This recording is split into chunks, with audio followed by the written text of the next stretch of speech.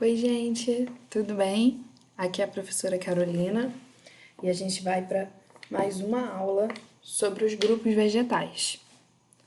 Na última aula, nós falamos sobre as briófitas e hoje nós vamos falar sobre as pteridófitas. E vocês vão perceber que esses dois grupos, eles têm muita coisa em comum, tá? Briófita e pteridófita são muito parecidos. Primeiro vamos relembrar o que é isso, briófita e pteridófita. Nós estamos falando dos grupos vegetais, tá? E aí nós temos 4 grupos vegetais, 4 grupos do reino plantae. As briófitas, as pteridófitas, que é a aula de hoje, as gimnospermas e as angiospermas, que a gente vai falar mais pra frente. Vamos lembrar que as briófitas, a principal característica desse grupo é que elas não tinham vaso condutor de seiva. Veja que as briófitas surgem antes dessa característica. Tudo bem?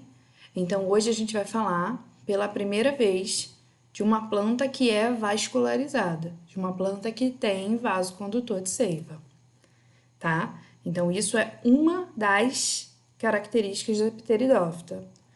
Uma das, por quê? Porque gimnosperma também tem vaso condutor de seiva e angiosperma também. Tá bom? Então, quais são as outras características? O que vai definir uma pteridófita? Vamos ver aqui, seguindo pelos slides, tá? Então, quem são? Quando eu falo de pteridófita, eu estou falando de quem? Eu estou falando da samambaia, tá escrito errado aqui, gente, foi um erro de digitação, tá? Eu falo da samambaia, eu acho que é o representante das pteridófitas que nós mais conhecemos, quase todo mundo tem uma samambaia em casa, mas não é só a samambaia que faz parte da pteridófita. A cavalinha, essa planta aqui, ó, também faz parte desse grupo. O xaxim, veja que o xaxim, ele cresce um pouco, né? Ele é comprido. A samambaia e a cavalinha são baixas. O xaxim, ele pode ser um pouquinho mais comprido. Mesmo assim, ele nunca é tão alto, não. Não chega a ser uma árvore. O xaxim é uma planta que quase foi à extinção há um período atrás, porque do tronco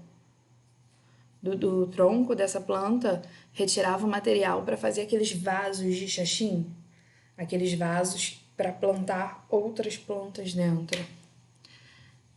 E aí, para a gente plantar outras coisas, matava essa planta, né? Contraditório. E o último representante das pteridófitas é essa plantinha que eu acho linda, a avenca.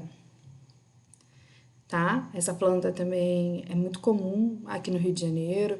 A gente costuma ver ela bastante perto de cachoeira. Mas para cultivar em casa é difícil, porque morre muito fácil. E por que ela morre muito fácil? Essa e todas as outras. Por conta do habitat. As pteridófitas, elas precisam viver num habitat que seja bastante úmido. As pteridófitas necessitam de muita água. São plantas que gostam de muita água. Elas precisam da água para se reproduzir e elas precisam também estar em um ambiente molhado. Agrada a planta. Tá bom? Então, se você tem uma samambaia na sua casa, regue bastante ela. Ok? Uma outra característica da pteridófita é que as folhas desse vegetal costuma ter bastante dessa substância aqui, ó, lignina. É uma substância que ajuda a dar força, ajuda a dar uma estruturada na folha, sabe? Para a folha não ficar frágil, a folha ficar sempre mais durinha, bem envergada. Lignina é uma substância que dá rigidez à folha da planta. É característica de pteridófita. Como nós já falamos, as pteridófitas são vasculares, têm vasos condutores, então passa pelo caule do vegetal o xilema e o floema. Nós já falamos do xilema e do floema em outro vídeo, com a seiva elaborada e a seiva bruta. Agora, em geral, elas são plantas de porte pequeno. Não pequeno como as briófitas. As briófitas tinham no máximo 10 centímetros. Esse pequeno tamanho das briófitas era devido a elas serem avasculares. Os nutrientes tinham que ir passando de célula a célula. Se as briófitas fossem grandes, não ia dar vazão para o nutriente percorrer todo o corpo do vegetal. Agora, já que as briófitas são vascularizadas, os nutrientes correm com facilidade pela planta. Ele sai da raiz e chega na folha, sai da folha e chega na raiz numa boa velocidade. Portanto, as pteridófitas podem crescer, não precisam ser pequenas, como as briófitas, como os musgos. No entanto, esse grupo vegetal depende da água para a reprodução. Então, eles também não podem crescer tanto, porque eles precisam de uma enchente, eles precisam da correnteza de um rio, da correnteza da cachoeira, para carregar os esporos e os gametas. Então, ele pode ser maior que uma briófita? Pode. A pteridófita pode ser maior que uma briófita, mas também não é grande como uma árvore, porque tem que estar próximo ao solo, graças a essa dependência da água para a reprodução. Tá ok? Entendemos então um pouquinho sobre as briófitas, uma introdução e algumas características. São dependentes de água, assim como as briófitas. Tem porte pequeno, quando comparado com árvores, é um porte pequeno. Quando comparada com as briófitas, é grande. Tá bom? Tem vasocondutor de nutriente. Foi? Então, vamos seguir. Aqui, gente, eu peguei uma espécie de briófita e botei um exemplo aqui pra gente ver as estruturas, tá? Essas estruturas vão ter variações dependendo de qual espécie é. A gente tá falando de modo geral. Agora, você lembra, revisão, você lembra que a briófita, ela tinha, o corpo dela em si era o gametófito? E quando chegava a fase de reprodução por esporos, ela colocava um raminho aqui para cima que era o esporófito? Então, na pteridófita é ao contrário. O corpo dela em si, a pteridófita, a planta, samambaia, ela é o esporófito. A planta adulta, a planta bonita, grande, com folhas abundantes, ela tá na fase esporofídica. Ela tá na fase de produção de esporos. Ok? Então, a fase de produção de esporos, ou seja, o esporófito em si, é o vegetal completo. Esse vegetal é constituído por folha. Essa folha é sempre uma folha segmentada, tá? É um limbo segmentado. A gente já falou sobre folha uns vídeos atrás. Opa, volta. Quando essa folha tá nascendo, ela costuma nascer assim, ó, enroladinha. Isso é uma proteção da folha para romper a terra, porque o caule é subterrâneo. Então, a folha sai debaixo da terra. Aí, o nome dessa folha enroladinha, essa folha jovem, é báculo. Ok? O caule da pteridófita é um caule do tipo rizoma. É o mesmo caule da bananeira. É o caule que cresce para os lados. A pteridófita ela não vai crescer para cima, salvo a exceção do xaxim, tá bom? Mas, na verdade, aquela parte que cresce para cima do xaxim, aquilo é folha. Apesar de parecer um caule perfeito, não é não. Quando a gente vai estudar a anatomia da planta, a gente vê que aquilo é folha. O caule verdadeiro da pteridófita é um rizoma, tá? Ele é subterrâneo e cresce para os lados.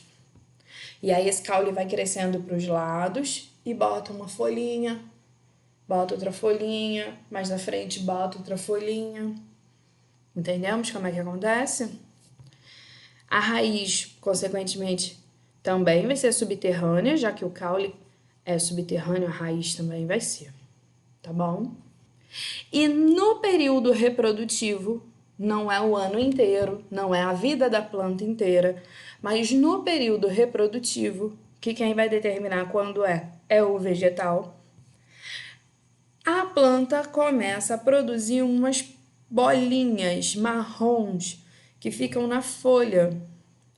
Essas bolinhas marrons, elas são chamadas de soros. Gente, não tem nada a ver com o soro fisiológico que você usa para lavar o olho. Nada a ver, tá? Mas é o mesmo nome. Esses soros são bolinhas que as plantas têm, que ficam presas nas folhas. Esse soro é a estrutura onde os esporos ficam dentro. Ou seja, o vegetal em si é o esporófito, que guarda uma estrutura que produz os esporos. Conseguimos entender? Agora, essa planta também tem a fase de produção de gameta. E aí, esse aqui, ó, prótalo, é o nome da estrutura produtora de gameta. Esse prótalo ele pode crescer na terra ou ele pode crescer na água, tá? Ele é como se fosse uma folha. Ele é uma folha modificada, é uma folha diferenciada. O nome dessa folha, prótalo. Bem, se o prótalo produz os gametas, então o prótalo é a representação do nosso gametófito, ok? O prótalo é o nosso gametófito. É a parte do vegetal que produz os gametas, que vai dar origem à reprodução sexuada do vegetal. Aqui dentro do prótalo, que a gente não consegue ver, porque é microscópico, o prótalo ele é muito pequenininho, ele tem cerca de 1 centímetro de altura. Então, aqui dentro do prótalo, a gente tem esse espaço, que é o gametângio, ok? Se for uma planta feminina, dentro do gametângio vai se produzir a oosfera. Se for uma planta masculina, dentro do gametângio vai se produzir o anterozoide. Os mesmos nomes que tinha para briófita, gente. Oosfera, a célula feminina de reprodução. Se eu fosse fazer uma comparação com o humano, seria o óvulo. Anterozoide, a célula masculina de reprodução do vegetal. Se eu fosse comparar com o humano, seria o espermatozoide. Ok? Aonde a oosfera e o anterozoide são produzidos? No gametângio. O que é o gametângio? É a estrutura interna do gametófito. Foi que no caso das pteridófitas, o gametófito é essa folha aqui modificada. Isso tudo é o gametófito, que também podemos chamar de prótalo. É outro nome para a mesma coisa. Beleza? Então, vamos seguir. O ciclo reprodutivo. Então, gente, assim como as briófitas, lembra que eu comecei essa aula falando que é muito parecido? Então, assim como as briófitas, as pteridófitas têm alternância de gerações. Quer dizer, uma fase produz esporos, em outra fase produz gametas, tá bom? Só que as pteridófitas vão passar mais tempo da vida delas, vão viver a vida de plantas dela, a maior parte do tempo produzindo esporos, aqui dentro do soro, na planta adulta. Aí é diferente dos musgos, diferente das briófitas, tá? As briófitas tinham predominância do ciclo gametófito. O musgo, a briófita, passava mais tempo da vida produzindo gameta. Na pteridófita é o contrário. Ela passa mais tempo da vida produzindo esporos. Então, tem a fase esporófita como predominante. E para a gente relembrar, eu já botei na última aula, tô repetindo agora. Esporos é para reprodução assexuada.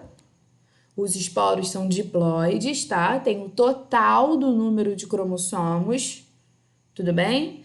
Então, por exemplo, uma célula diploide humana tem 46 cromossomos, é o total do número. Em geral, né? Temos algumas exceções, quando a pessoa tem alguma síndrome. Aí, vamos dizer, uma planta que tenha 20 cromossomos, no máximo. Se ela tem 20 cromossomos no máximo, então esse é o número diploide dessa planta. Os poros dessa planta vão ter 20 cromossomos. Agora, quando eu falo de gameta, gameta é uma célula que vai se juntar com outro gameta. Então, o gameta é para reprodução sexuada. O gameta, então, é uma célula que é haploide. Tem metade do número dos cromossomos. Se a minha célula diploide dessa planta tinha 20 cromossomos, a célula haploide vão ter 10. Foi? Então, peraí. Então, a maior parte do tempo de vida do vegetal, ele produz esporos, porque a fase do esporófito é predominante.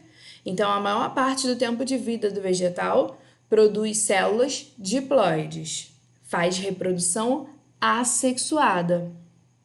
Agora, quando esse vegetal começa a produzir gametas, aqui no prótalo, né, no nosso gametófito, então esse vegetal começa a produzir células haploides, células com a metade dos cromossomos, células para reprodução sexuada, para ver fecundação. Foi? Vamos ver o ciclo reprodutivo aqui, para a gente acabar e para a gente também conseguir consolidar todas essas informações. Cadê um? Achei o mouse. Vou partir aqui, ó, do princípio aqui da planta adulta, tá? Essa folha tá representando a planta adulta. Então, a minha samambaia tá lá, vivendo a vida de samambaia dela, pega a luz do sol, né? Eu molho ela todo dia, ela tá muito feliz. Ela tá numa terra com bastante nutriente. Então, essa planta começa a entender que ela tá em condições boas para se reproduzir. Ela tem uma terra fértil, ela tem luz do sol, ela tem água. Então, essa planta começa a produzir o soro, tá? Ela já tá na fase esporófita, que é a fase que representa ela adulta, e ela começa a produzir o soro, essas bolsinhas que vão guardar os esporos, ok? Um belo dia, a minha planta estava cheia de bolinha, tá? Eu achei até que ela estava com uma praga, que eu não sabia para que isso servia, imagina. E aí eu resolvi lavar as folhas da planta. Fui jogando água para lavar as folhas da planta. Quando eu joguei água, gente, olha o que aconteceu. Esses esporos se abriram. E esses esporos, eu não vejo eles, tá bom? Eu vejo o soro, mas o esporo não, porque o esporo é microscópico. Esses esporos caíram no solo. E quando eles caíram no solo, eles começaram a brotar. Eu quase não percebi esse brotinho. Eu quase não percebi esse prótalo. Porque ele é muito pequenininho, ele tem em torno de 1 centímetro. Eu quase não percebi. Opa! Não sei o que aconteceu aqui. Tá? E aí, gente, voltei. Perdi o cursor. E aí, esse esporo começou a brotar, formou esse prótalo, que representa a minha fase produtora de gametas. Aqui dentro do meu gametófito, tem o meu gametângio, que é esse buraquinho, esse espaço. E se eu estivesse falando de um prótalo feminino, o meu gametângio ia começar a produzir a oosfera, minha célula feminina. Se eu estivesse falando de um prótalo masculino, o meu gametângio ia começar a produzir um anterozoide, que é a minha célula masculina. E aí, gente, isso aqui tá crescendo do lado disso, tá? Isso aqui não morre quando isso aqui tá crescendo. Tá germinando ali ao lado. Outro dia, eu fui lá e molhei a minha planta de novo, porque eu rego ela todo dia. Quando eu molhei, a água que eu joguei acabou molhando isso aqui também. E a água levou o anterozoide até a oosfera. A água vai circulando, ela vai passando pela Terra. E quando a água vai passando pela Terra, ela vai carregando os gametas masculinos até ela encontrar os gametas femininos. Agora houve a fecundação. Fecundação feita aqui dentro. Esse vegetalzinho aqui, ó, essa folha modificada, esse prótolo, começa a morrer. E uma nova mudinha, aqui o báculo, ó, a folha enroladinha. Uma nova mudinha começa a brotar para dar origem a um novo vegetal adulto e recomeçar o ciclo. Então, aqui eu tenho a minha fase assexuada, que vai dar origem a uma folha diferenciada. Essa folha vai produzir gametas para acontecer a fecundação. Então, eu tenho a minha fase sexuada, que vai dar origem a um novo ser vivo que vai se desenvolver até virar um novo adulto. Foi, gente? É muito complicado? Bem, eu falei de eu regar, de eu molhar, eu tô dando um exemplo na minha casa, eu cultivando. Mas imagina isso aqui na natureza, ó. Caiu uma chuva, esses esporófitos, né, esses soros se abriram e os esporos foram liberados no solo. Foram sendo carregados pela água da chuva. Aí eles acharam um local ideal, começaram a crescer, se desenvolver, formaram aqui o gametófito.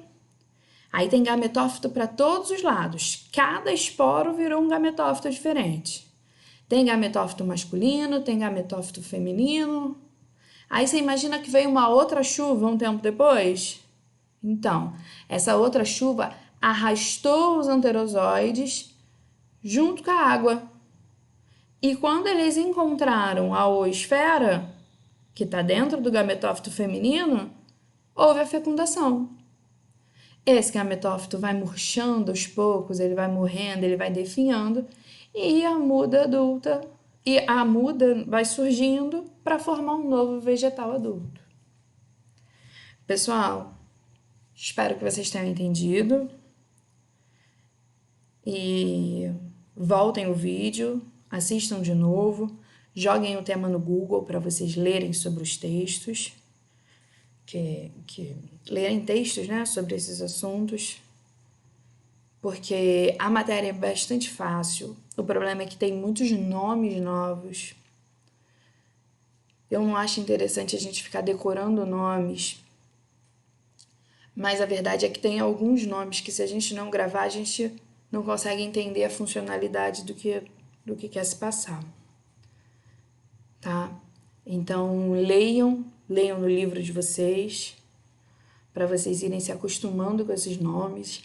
Até aconselho a escrever, pega um caderno e vai escrevendo os nomes e o que é cada nome.